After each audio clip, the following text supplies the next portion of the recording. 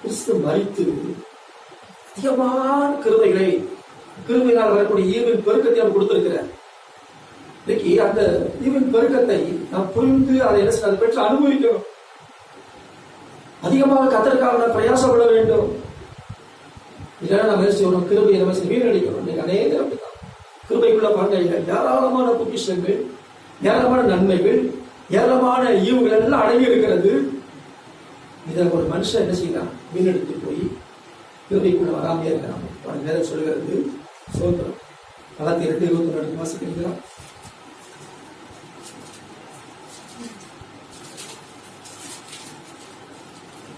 கலாத்தியர் 2:24 வாசிக்கிறேன். நான் தேவனுடைய கிருபையை விருதாவாக்குகிறது இல்லை.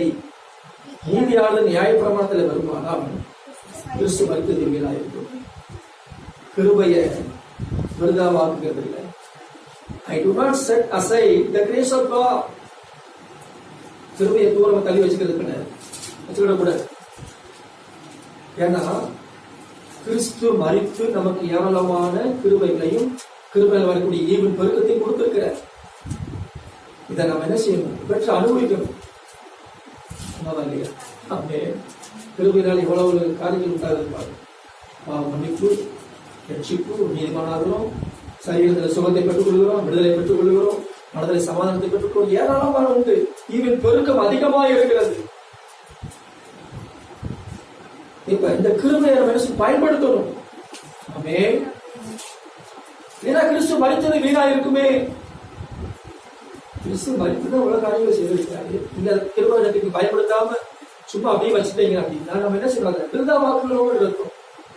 விருதா வாக்குகிறோம்.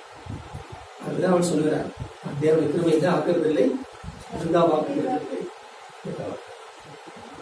தேவன் கொடுக்கிற கிருபைகளை பயன்படுத்துங்க, அதை பெற்றுக்கொள்ளுங்க. கிருபையை கட்டக்காலம் என்ன செய்யுங்க, பயன்படுத்துங்க. கத்தற்காக தேவன் கொடுத்திருக்கிற கிருபைகளை பயன்படுத்தி கத்தற்காக என்ன செய்யணும், பிரயாசம். அதான் சொல்லுகிறார் 15ஆம் அதிகாரம் 10வது வசனத்திலே.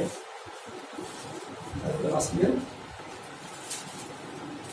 15ஆம் அதிகாரம் 10வது வசனம் வாசிக்கிறீங்களா? நான் இருக்கிறது தேவ கிருபையினால் இருக்கிறேன். அவர் எனக்கு அருளிய கிருபை விருதாவாய் இருக்கவில்லை.